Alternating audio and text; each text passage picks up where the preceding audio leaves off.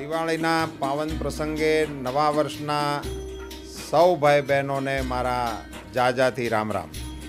નવું વર્ષ આપ સૌના વ્યક્તિગત, કૌટુંબિક અને સામાજિક જીવનમાં સુખ, શાંતિ અને સલામતી આપનારું બની રહો. આપ સૌ ગુજરાતના ભાઈ બહેનો, નાગરિકો દિવાળીનું તહેવાર ઉજવવાની તૈયારીમાં પડ્યા છો. દિવાળી એ આપણો પરંપરાગત ઉત્સવ છે.